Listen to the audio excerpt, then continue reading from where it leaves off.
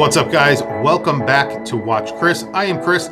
If you are not subscribed to the channel, please consider subscribing to the channel. I very much appreciate it. Today, we're taking a look at a watch that straddles the line between independent watchmaking and micro brands. And I say that because they're using a movement that definitely is not commonly used in a lot of micro brands. When you look at the landscape of micro brand watches, a lot of them look like they come out of the same factory. They're using a Miyota 9000 series, which isn't a bad movement, but it's cost effective. And they're also using Sellita SW300 or the NH35, which is essentially a workhorse that's used by thousands of different micro brands. Just because these watches look like they came out of the same factory doesn't make them bad. However, it doesn't make them special. Today, we're taking a look at a watch that I think is a little bit special when you compare it to the micro brand landscape.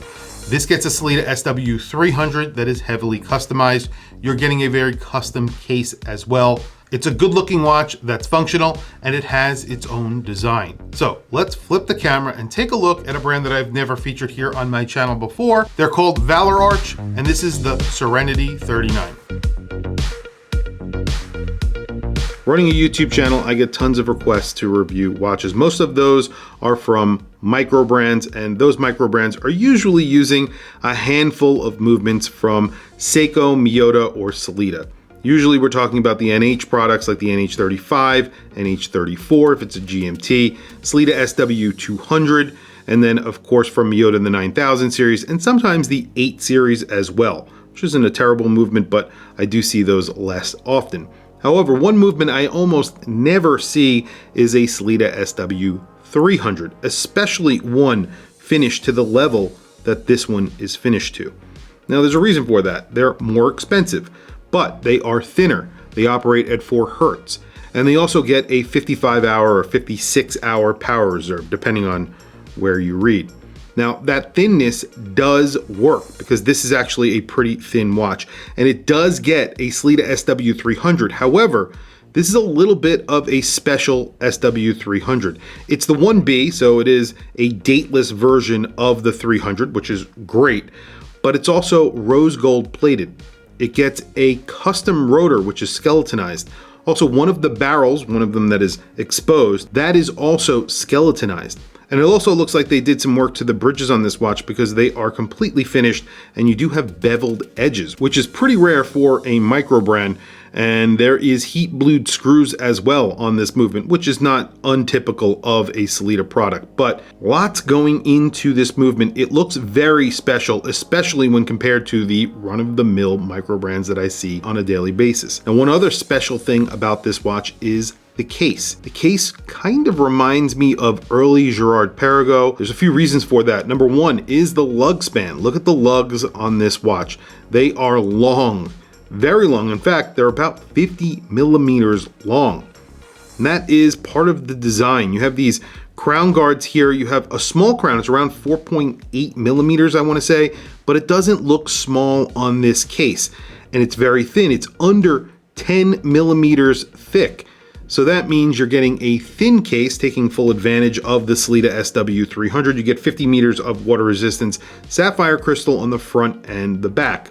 Now turning it on the other side of the case, you see it sort of comes to a point, which is very interesting. Now they say this is a 39 millimeter watch, but that's if you measure from this point to those crown guards. It's really not a 39 millimeter watch. I would say this is a 38 millimeter watch, but it wears like a 39 millimeter watch because of those long lugs. And you do get female end links on here, so on a strap or on a bracelet, it wears exactly the same. This gets a charcoal dial. I think this is the only dial that they're offering. They're currently in pre-order for this watch, and you can buy this between, I believe it was December 8th when they first released it, to January 15th. So if you're interested in this watch, definitely check out their website. I will put a link down in the description below, and your opportunity window is going to be closing by January 15th. So they're taking orders, and then they will, I guess, not take orders after January 15th. I'm not sure, but information is on their website. They are a Korean brand,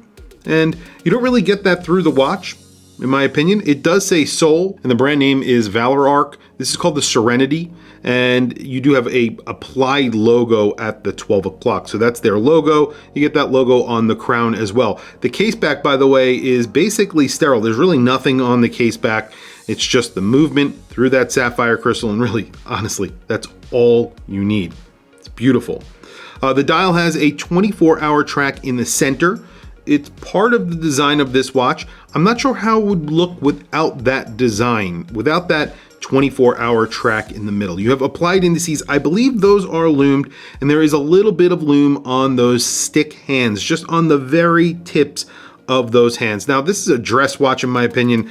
I don't think it needs lume, but we'll check that out in a few seconds. It's finished beautifully. So on the top of the case and the top of the bezel, you have brushing. Everything on the sides is polished. So when you turn it over on its side, everything is polished. That goes to the case back as well. So the case back and the back of the lugs, all polished. You have a screwed in case back. Everything that they did here was very thought out. The sunburst dial, the pattern on the dial, that is really a 24-hour track. Not something that you've seen before either. So this is somewhat of an original design. If you look at the bracelet as well, it tapers very nicely. This is not really an original design. I wouldn't call this an original design. It kind of reminds me of the bracelet on the Royal Oak, but you do have screwed links. It's really nicely finished.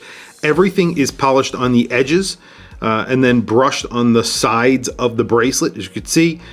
So it's not really flashy. It's really nice, and it sort of balances out that case, which has those long lugs. But since the actual bracelet fits in so deep into the case, it definitely will fit smaller wrists, but I think you might have a problem if you have a very small wrist with this watch. But there you go. And then there's the logo on the double deployant. You should have a double deployant there. It's signed Serenity on one of the sides of the folding clasp. And then you have their logo right there. You have to fold one side over and then the other. Very satisfying clicks, really nicely made. And as I mentioned, this is a dateless version of the Sellita SW300, so there is no ghost date position. Price on this is not cheap. So this is a $3,300 watch on this bracelet, and I think it's around $2,860 on one of the straps. So these are the straps right here. There is a molded end rubber strap, and then there is an Italian leather strap as well. They both taper really nicely, and I'll throw pictures up of the watch on the straps from their website. And then you have a really nice pin buckle on here. The pin buckle is signed with the brand name, of course. So very quickly, I'm going to throw it on my wrist, but before I do, I'll show you what I have on my wrist today.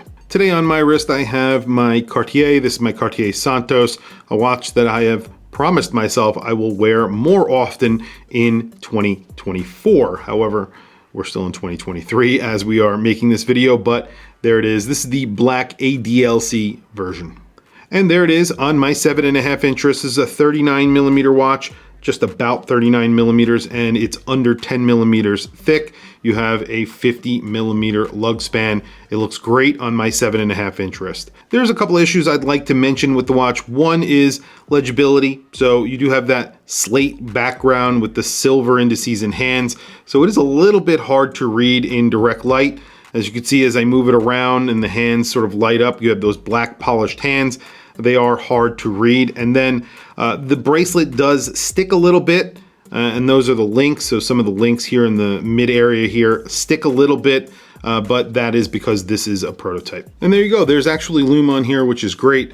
Not tons of lume, and obviously the 12 o'clock is not lume, but that gives you a little bit of orientation in the dark. No lume on the second hand. I would like to see a little bit of lume. If they're going to add lume, put a little bit on the second hand, but I get it. This is a dress watch, so lume not incredibly necessary, but the fact that it has it is really nice. On the more expensive side, but you are getting a lot for your money. The finishing here is really nice. The finishing on the movement, the special movement that they're using, something that you will not see in other micro brands, and a lot of major brands aren't using this movement. Way more expensive watches don't use the Sellita SW300 or the 2892. And the fact you get lume is just an added bonus in my opinion. Tell me what you guys think down in the comments below. What do you think of this watch? What do you think of the look of this watch, the design, the fact that they use the SW300 and what they did to the SW300?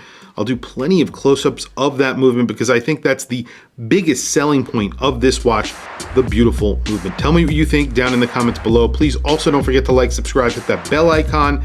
It's super helpful for the channel and I very much appreciate it. Anyway, thank you for logging on. I'll catch you guys in the next video.